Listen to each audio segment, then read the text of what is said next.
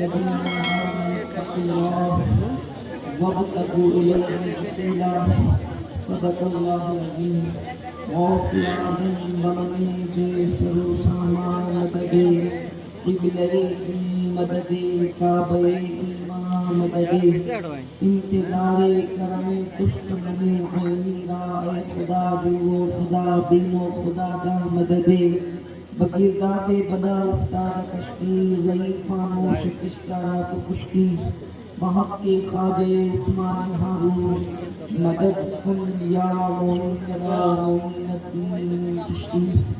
آئیے انتہائی احترام و عقیدت کے ساتھ اپنے اور ساری کائنات کی مرکز عقیدت انیس بے کساں چارہ ساز درد مندان ہم غریبوں کے غم گسار ہم فقیروں کی ثروت شہر یار ارم تاجدار حرم نوبہار شفاعت شب اسرا کے دولہا نوشے بزم جنت دانائے سبل مولائے کل ختم الرسل خسرو خوباں سیاہ لامکہ وجہ کل فقہ در اللہ المکنون سر اللہ المخزون عالم ما کانا وما یکون آب و کل انبیاء جان و دل اصفیاء مطلع ہر سعادت مقطع ہر سیادت خلاصہ کائنات فخر موجودات حضور احمد مجتبی محمد مصطفیٰ ارواحنا فدا صلی اللہ تعالی علیہ وآلہ وصحبہ وبارک وسلم کی بارگاہ بے کس پناہ میں جس طریقے سے پڑھاؤں بلند آواز سے میرے ساتھ مل کر پڑھیں الصلاۃ والسلام علیک یا رسول اللہ الصلاۃ والسلام علیک یا رسول اللہ الصلاۃ والسلام علیک یا نبی اللہ الصلاۃ والسلام علیک یا نبی اللہ الصلاۃ والسلام علیک یا حبیب اللہ الصلاۃ والسلام علیک یا حبیب اللہ آلک و اصحابک یا نور اللہ وعلی آلک و اصحابک یا نور اللہ صلی اللہ تعالی علیہ وسلم صلی اللہ تعالی علیہ وسلم. وہاں کیا مرتبہ اے غوث ہے بالا تیرا وہاں کیا مرتبہ اے غوث ہے بالا تیرا اونچے اونچوں کے سروں سے قدم آلہ تیرا سر بھلا کیا کوئی جانے کے ہے کیسا تیرا اولیاء ملتے ہیں آنکھیں وہ ہے تلوہ تیرا تو گھٹائے سے کسی کے نہ گھٹا ہے نہ گھٹے جب پڑھائے تجھے اللہ تعالی تیرا سارے اقطاب جہاں کرتے ہیں کعبے کا طواف کعبہ کرتا ہے طواف کرے والا تیرا نبوی میہ علوی فصل بطولی گلشن حسنی پھول حسینی ہے مہکنا تیرا نبوی ذل علوی برج بطولی منزل حسنی چاند حسینی ہے اجالا تیرا اور ابن زہرا کو مبارک و عروس قدرت ہم قادری پائیں تصدق میرے دھولا تیرا مصطفیٰ کے تنے بے سایہ کا سایہ دیکھا جس نے دیکھا میری جان جلوے زیبا تیرا فخر آقا میں رضا اور بھی ایک نظم رفیع چل لکھا نائے ثنا خانوں میں چہرہ تیرا اور ہے رضا یوں نہ بلک تو نہیں جید تو نہ ہو جید سید ہر دیر ہے مولا تیرا. آج کی محفل شادی کے موقع پر خوشی میں پیر پیرا میر میرا شاہ جیلا قطب الاقطاب غوث الاقواس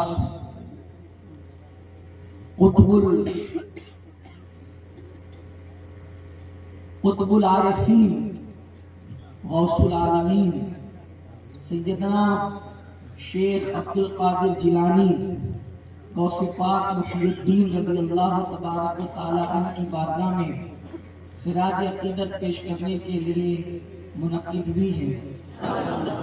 اللہ اسی پنج تن کے صدقے میں اللہ پاک ان خوشیوں کو دوبالا فرمائے. میں کر دیا گیا ہے منسوخ کر دیا گیا ہے قطب الاقطاب غوث الاقواس شیخ عبدالقادر جیلانی رضی اللہ تبارک و تعالیٰ کے حوالے سے.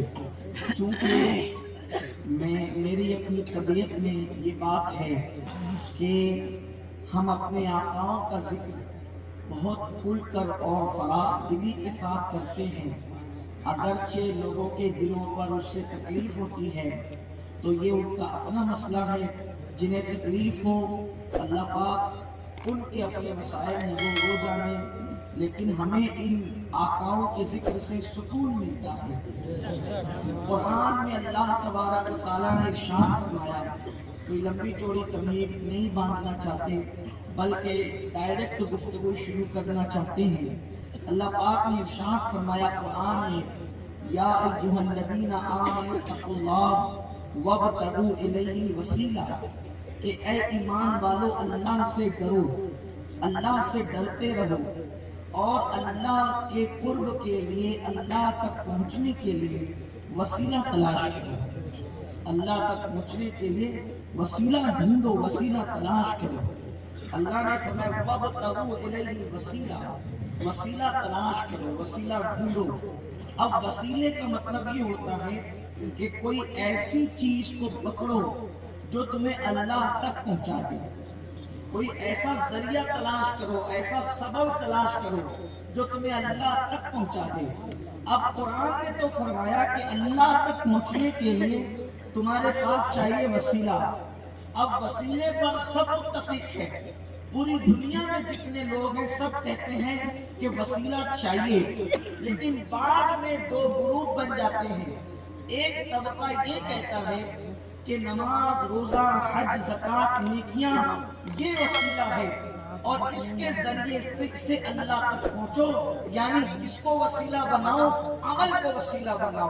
ایک طبقہ یہ کہتا ہے جو صرف ظاہری بات کو سمجھتا اور ظاہری باتیں کرتا، لیکن دوسرا طبقہ وہ ہے کہ جس میں ہم لوگ ہیں اہل سنت، ہمارا طبقہ یہ کہتا ہے کہ عمل بھی وسیلہ ہو سکتا ہے اور شخصیت، ذات بھی کسی کی وسیلہ ہو سکتی ہے۔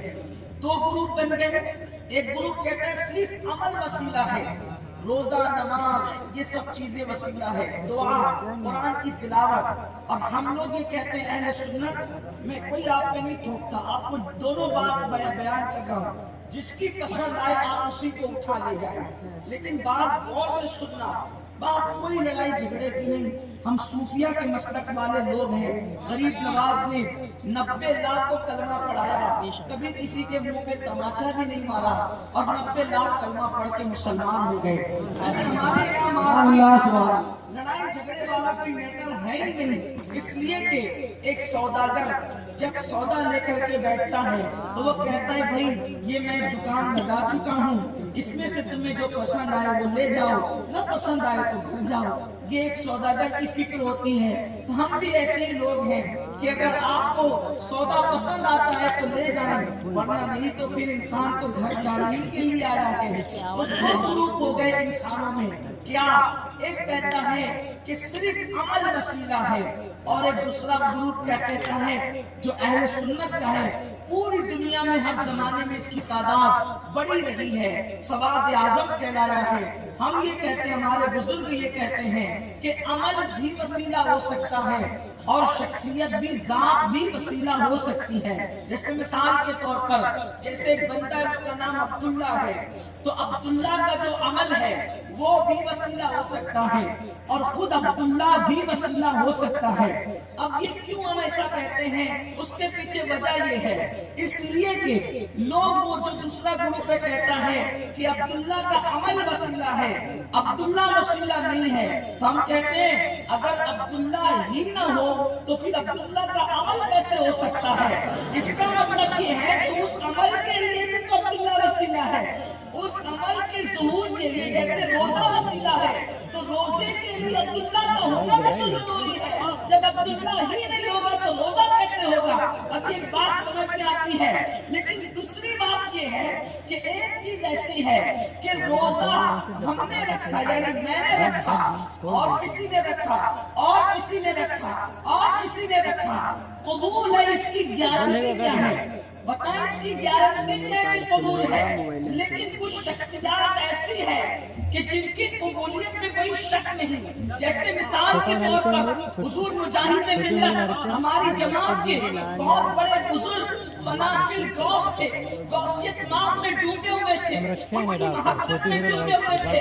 اللہ اکبر. ایک بہت بڑے دوسری جماعت کے مفتی صاحب سے ان کا مناظرہ ہوا تو انہوں نے کہا تم لوگ فلاں جگہ نماز نہیں پڑھتے. تو غوث مجاہد ملت نے فرمایا آپ ہم سے نماز کا مطالبہ یوں بھی کرتے ہیں جبکہ آپ ہم لوگوں کو مشرک بھی کہتے ہیں، پھر نماز کا مطالبہ بھی کرتے ہیں. آپ ہمیں مشرک کہتے ہو پھر ہم سے کہتے ہو کہ نماز بھی پڑھو، تو مشرک پر نماز فرض کیسے ہے؟ تو جب وہ لاجواب ہو گئے مفتی صاحب تو کہا ہاں ہم آپ کو اس لیے مشرک کہتے ہیں کہ تم لوگ وسیلہ مانتے ہو، نبی کو وسیلہ بناتے ہو، صحابہ کو وسیلہ بناتے ہو، اہل بیت کو وسیلہ بناتے ہو، تو تم لوگ مشرک نہ ہو گئے. تو حضرت مجاہد ملت نے اس مفتی صاحب سے فرمایا مفتی صاحب یہ بتاؤ رسول اللہ کو وسیلہ بنا کر ہم لوگ مشرک ہو گئے اور اہل بیت کو وسیلہ بنا کے ہم لوگ مشرک ہو گئے، غوث پاک کو وسیلہ بنا کے ہم مشرک ہو گئے. ایک سوال کا جواب دو مفتی صاحب، تو آپ کے نزدیک وسیلہ کیا ہے؟ تو انہوں نے کہا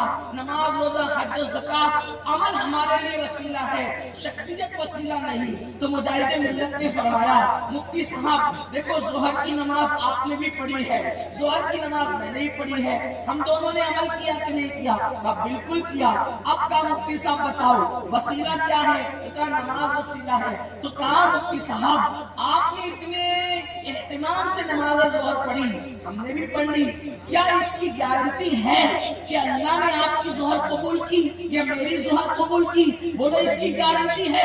تو وہ باہر والے جو دوسرے مفتی صاحب تھے انہوں نے کہا نہیں نہیں عمل کی تو کوئی گارنٹی نہیں ہے کہ قبول کریے گا کہ نہیں قبول ہوگی، کیونکہ اللہ ہے وہ تو بڑوں کا عمل رد کر دیتا ہے، وہ تو کسی کا بھی عمل رد کر دیتا ہے. ارے آدم علیہ السلام 200 سال تک روتے رہے لیکن اللہ نے اس پر کوئی جواب نہیں دیا. وہ بے نیاز ہے، وہ جس کا چاہے قبول کرے، جس کے اوپر چاہے جواب دے، جس کے اوپر چاہے جواب نہ دے، کسی کا چاہے قبول کرے کسی کا چاہے رد کر دے. تو میری کیا اوقات ہے؟ میری نماز قبول ہوئی یا نہیں ہوئی اس کی کوئی گارنٹی نہیں. تو مجاہد ملت نے مسکرا کے کہا پکی بات ہے آپ کا عمل وسیلہ ہے اور آپ جس عمل کے وسیلے کے بارے میں بات کرتے ہیں تو اس کے بارے میں آپ یہی کہتے ہیں کہ قبول ہوئی یا نہیں ہوئی کوئی گارنٹی نہیں، مطلب یہ عمل کیا ہے؟ ڈاؤٹ فل ہے. تو مفتی صاحب اب دوسری بات بتاؤ رسول اللہ قبول ہے کہ ڈاؤٹ فل ہے؟ نبی قبول ہے کہ ڈاؤٹ فل ہے؟ اہل بیت قبول ہے کہ ڈاؤٹ فل ہے؟ صحابہ قبول ہے کہ ڈاؤٹ فل ہے؟ اولیاء قبول ہے کہ ڈاؤٹ فل ہے؟ تو اس نے کہا نہیں اللہ اکبر رسول اللہ بالکل قبول ہے. تو مجاہد ملت نے فرمایا تمہارے اور ہمارے وسیلے میں یہی فرق ہے، جس کو تم وسیلہ بناتے ہو ڈاؤٹ فل ہے تمہارے نزدیک بھی، اور جن کو ہم وسیلہ بناتے ہیں اس کی قبولیت میں کوئی شک ہی نہیں. نعرہ تکبیر، نعرہ تکبیر، نعرہ رسالت، نعرہ رسالت، مدد اعلی حضرت، مدد اعلی حضرت، نعرہ تکبیر، نعرہ رسالت. اب بات سمجھ میں آئی، جس کو وہ وسیلہ بناتے ہیں ان کے نزدیک تو وہ بھی ڈاؤٹ فل ہے، اور جن کو ہم بناتے ہیں وہ وسیلہ اتنا مضبوط ہے کہ مسلمان اور کافر سب کے سب اس وسیلے کو مقبول کرتے ہیں. اس لیے کہ نبی مقبول نہ ہوگے تو پھر مقبول کام ہوگا. اللہ اکبر. میرے نبی کی شان تو یہ ہے کہ اللہ فرماتا ہے محبوب اگر تمہیں پیدا کرنا نہ ہوتا تو میں کائنات کو پیدا نہ کرتا، تمہیں پیدا کرنا نہ ہوتا تو نبیوں کو نبوت نہ دی جاتی، تمہیں پیدا کرنا نہ ہوتا زمین اور آسمان پیدا نہ کیے جاتے، تمہیں پیدا کرنا نہ ہوتا. اللہ اکبر. ہم اپنی ربوبیت کا اظہار نہ کرتے گویا یہ کائنات کیوں بنی ہے. تو آواز آتی ہے امام اہل سنت کی زمین و زمان تمہارے لیے، مکین و مکان تمہارے لیے، چنین و چنا تمہارے لیے، بنے تو جہاں تمہارے لیے، یہاں تک زبان تمہارے لیے، بدن میں ہے جہاں تمہارے لیے، تمہارے یہاں تمہارے لیے، اٹھے بھی وہاں تمہارے لیے، جنا میں چمن، چمن میں سمن، سمن میں سبن، سبن میں دلہن، سزائے میں ہے پیاسے میں رہ، یہ اللہ تمہارے لیے. سبا کو چلے یہ بات بھلے وہ پھول کھلے یہ دن ہو بھلے امام علیہ السلام ہے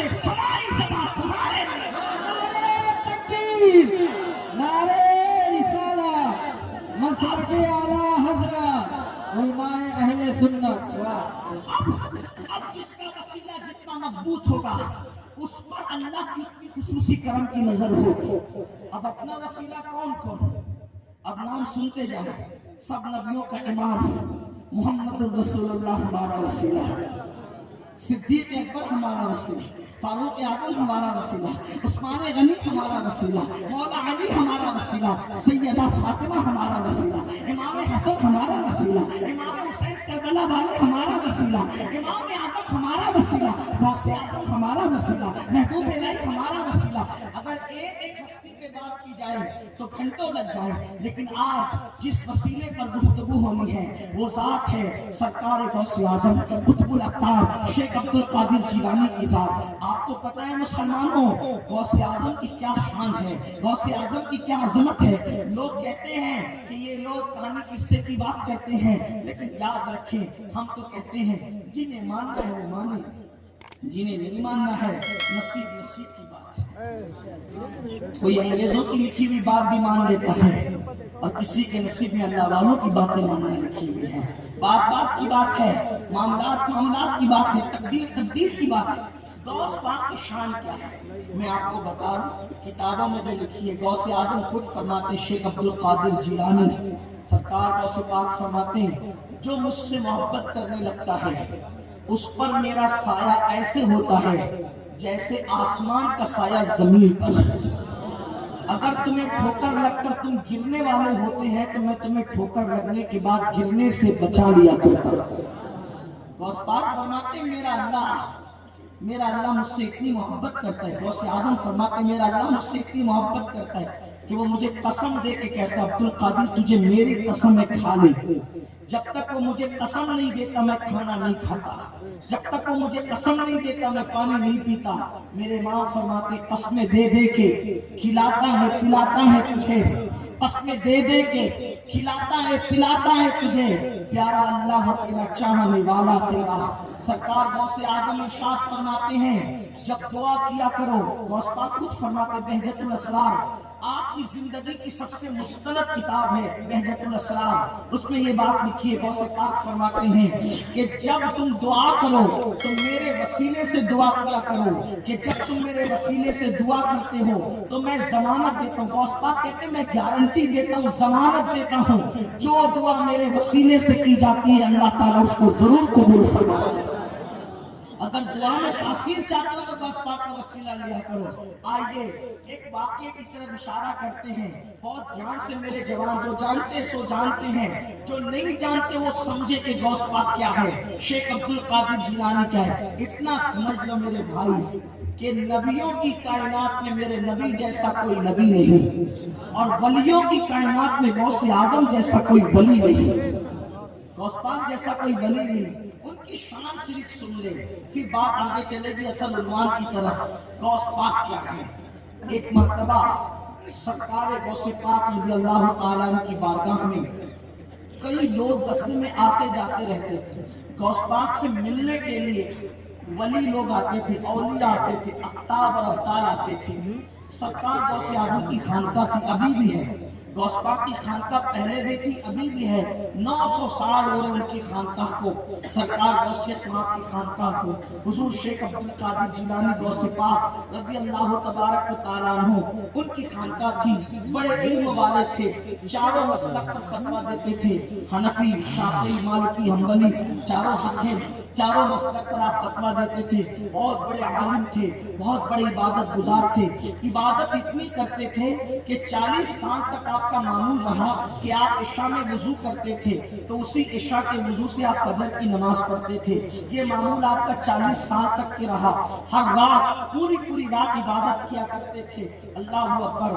आपका हाल ये था कि तकरीबन 35 साल इस तरह आपकी जिंदगी के कमो बेश गुजरे, कम ज्यादा भी उसकी तादाद बताई जाती है। ہے کہ آپ نے درخت کی پتیوں پر سحری کی اور درخت کی پتیوں پر افطار فرمایا. ہری گھاس کھانے کی وجہ سے آپ کی گردن ہری ہو گئی تھی. غوث اعظم رضی اللہ تعالیٰ نے اس طرح بھی مجاہدات کیے. فرماتے ہیں اللہ کی عبادت کرنے میں نے اتنی تکلیف اور اتنی مصیبت اٹھائی کہ اگر وہ پہاڑوں پر ڈال دیے جائیں تو پہاڑ ریزہ ریزہ ہو جائیں, پہاڑ بھی اس تکلیف کو برداشت نہ کر سکیں. تو پھر اللہ تعالیٰ محنت کرنے والوں کو مرتبے دیتا ہے. ایک بات اچھی طرح یاد رکھنا, آج مسلمانوں کی فکر ہو گئی ہے کہ کوئی محنت نہیں کرنا اور اللہ نے ہمیں مرتبے دینا. اللہ کی ایک بھی میں نے نہیں سنی اور اللہ نے میری ہر بات سنی ہے. یہ بات یاد رکھیے, اللہ اکبر. مرتبے ایسے غیروں کو نہیں ملتے, مرتبے ایسے ویسوں کو نہیں ملتے. جو اللہ کے لیے قربانیاں دیتے ہیں اللہ تعالیٰ ان کو مرتبہ عطا کرتا ہے. کتنا افسوس ہے مسلمان فجر کی نماز میں غیر حاضر, مسجدوں کو ویران کر چکا ہے, نماز پڑھنے کی توفیق نہیں. حرام کھائے مسلمان, گندی فلمیں دیکھے مسلمان, عورتوں پر پاک کی نظر ڈالے مسلمان, سر پہ ٹوپی پہننے میں بھی شرم آئے مسلمانوں کو. اللہ اکبر. جتنا ایک غریب کے گھر میں کرانے کا پیسہ خرچ ہوتا ہے اس سے زیادہ انٹرنیٹ پہ خرچہ کرتے مسلمان. تاڑیاں منڈا کر گٹروں میں پھینکے رسول اللہ کی سنت کو مسلمان, اور پھر مسلمان یہ سوچتا ہے ادھر میں ہاتھ اٹھاؤں گا اور ادھر اللہ میری بات قبول کر لے گا. تو میں پوچھتا ہوں, لوگ ہمارے پاس آ کر بڑی سادگی سے کہتے ہیں سید صاحب برسوں سے اللہ سے دعا کر رہا ہوں قبول نہیں ہوتی, تو ہم بڑی محبت سے کندھے پہ ہاتھ رکھ کے کہتے ہیں میرے عزیز تو اللہ کی کتنی مانتا ہے جو اللہ تیری مانے گا. بات تو یہ ہے نا, تو اللہ کی ماننا شروع کر, اللہ تیری ماننے لگے گا.